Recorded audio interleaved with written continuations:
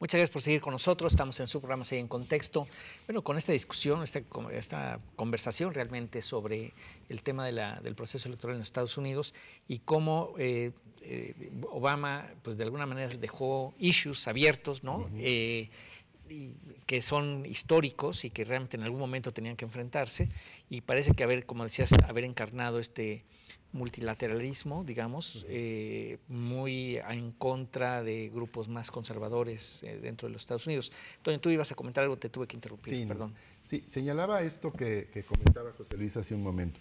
Es decir, desde la campaña de Obama, era un discurso nacionalista, identitario, de reconocimiento de la diversidad cultural. O sea, empezó él a marcar ya algunas pautas que se fueron, digamos, materializando a lo largo de sus dos periodos de gobierno. Lo que es un hecho es que Estados Unidos ahorita está enfrentando una renovación cultural, es decir, racial, ¿no? El voto latino va a ser muy importante, el voto afroamericano, que se está yendo hacia los demócratas, pero el cambio generacional también es muy importante, o sea, tal vez nunca como ahora se está manifestando en el tema electoral. El tema del Estados Unidos ya no puede seguir viviendo en una permanente recesión, ¿no? Lo que para ellos es una recesión, ¿no? Sí, No crecer arriba del 2% es así como que estar en depresión, ¿no? Y también el cambio en las relaciones internacionales, o sea, hay nuevos actores protagónicos y el tema del terrorismo es uno de los temas que obviamente, aunque se esté manifestando en Europa, el tema de la migración árabe hacia Europa es un tema que obviamente debe formar parte de la nueva agenda internacional de Estados Unidos. Ahora, introduciendo, otro tema que está ahí y más que como un desempleo generalizado, que como bien se dice, pues están creciendo el 2 y pico por ciento, han lidiado bastante bien con la crisis, sin embargo no ha sido parejo.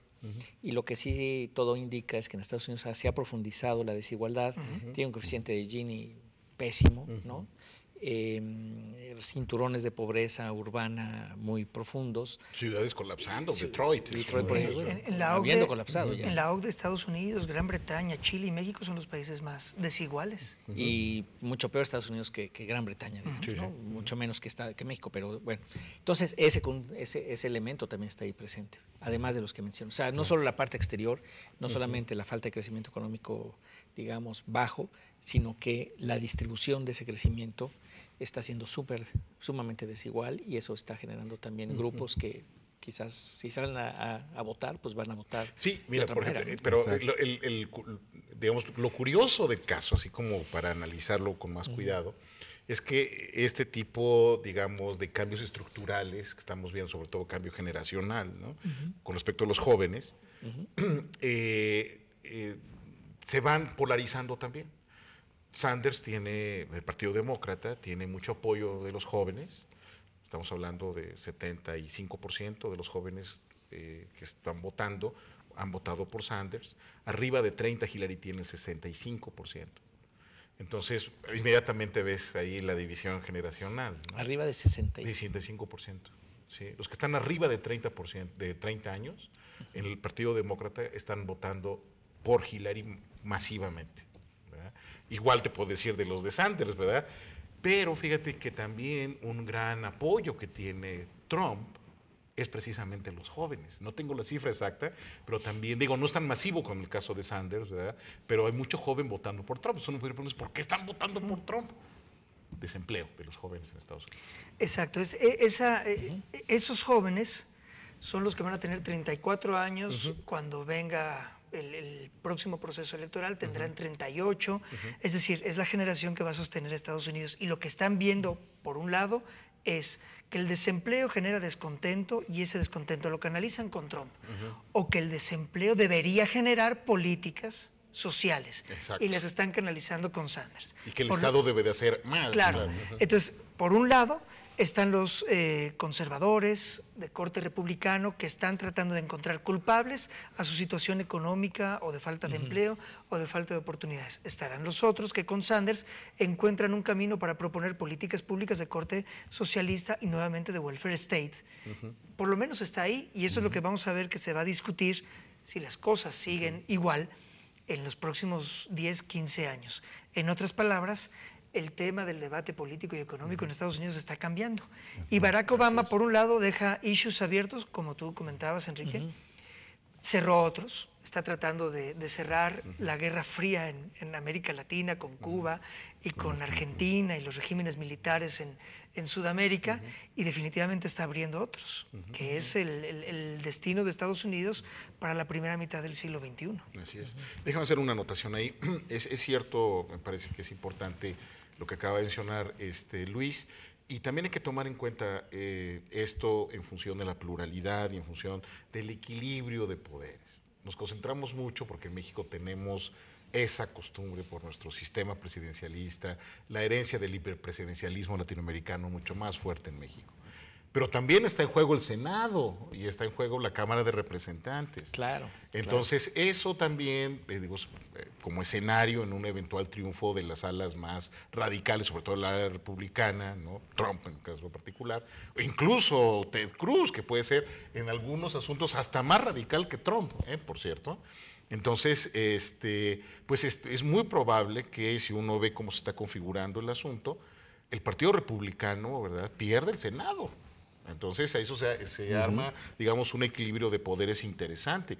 Incluso también se habla de que puede perder la Cámara de Representantes. Todo depende de cómo se configuren las fuerzas, pero al menos el Senado sí. Entonces, eso ya te dice, ¿verdad?, que pues hay un freno institucional. Por eso es importante el equilibrio de poder, los pesos y contrapesos que a veces en México no nos quedan muy claros. Pero ¿cómo sería, cómo piensa usted que sería esa división del voto?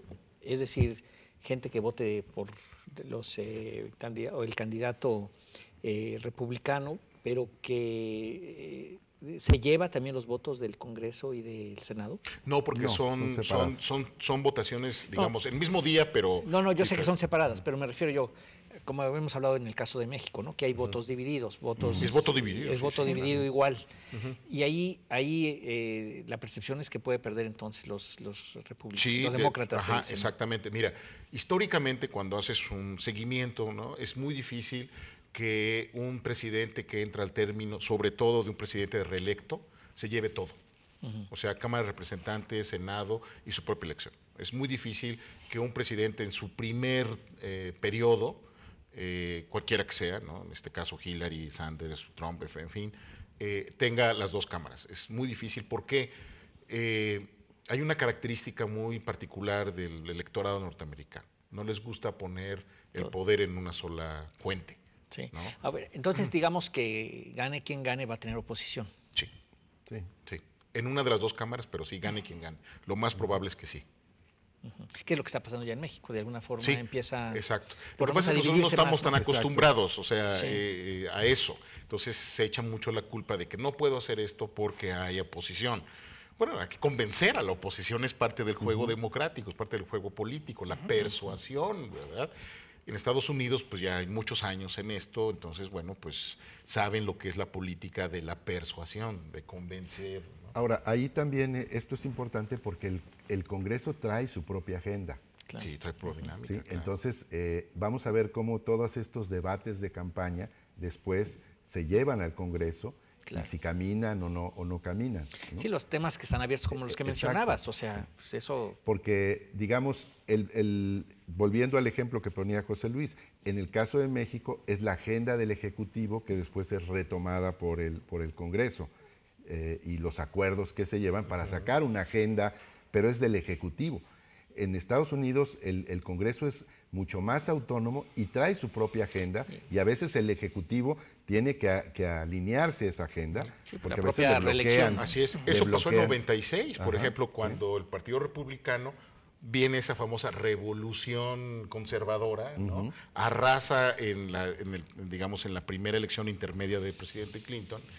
Y entonces, pues, pone su propia agenda. Entre ellas, por ejemplo, recuerdo muy bien eso, fue la cuestión del equilibrio presupuestal, la responsabilidad fiscal. Entonces fue cuando vino el primer cierre del gobierno, ¿verdad? Y es cuando dice Clinton, si ustedes me mandan este proyecto de ley, ¿verdad?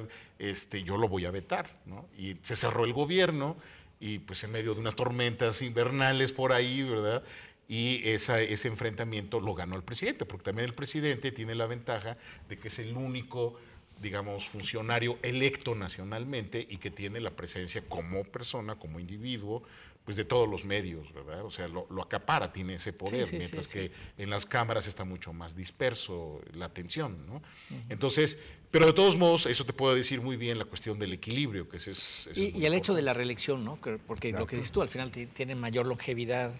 Digo, igual va a cambiar el Congreso en parte, a lo mejor es las mayorías y tal, pero muchas de la gente son las mismas. Sí, porque, Muchos se van reeligiendo. Se van reeligiendo, va a ser las mismas personas en una proporción importante quizás. Exacto. Pues está como muy, muy interesante la previsión que pudieran ustedes tener. Toño. Empiezo yo. Todo apunta a que Hillary Clinton va a ser la candidata demócrata. A esta pendiente, esta investigación que se le está siguiendo por haber utilizado correos personales para enviar mensajes que eran clasificados como top secret, y eso mantiene todavía una cierta sombra de dudas sobre su posibilidad de ser candidata. Y en el lado republicano lo mismo pasa con Trump.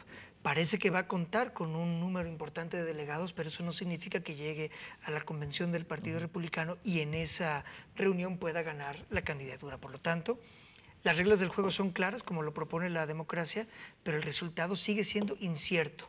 Sin embargo, Trump y Hillary apuntan a ser hoy los potenciales candidatos a enfrentarse en una elección general. Tenemos un minuto nada más, Sí. medio y medio. No, yo sí coincido con lo que dice Luis. Efectivamente creo que si todo permanece como está hasta ahora, podemos tener ese escenario. Y tomando en cuenta eso, yo lo que diría es que desde aquí, desde México, le estamos poniendo quizás demasiado, se está exagerando con lo que está diciendo Donald Trump.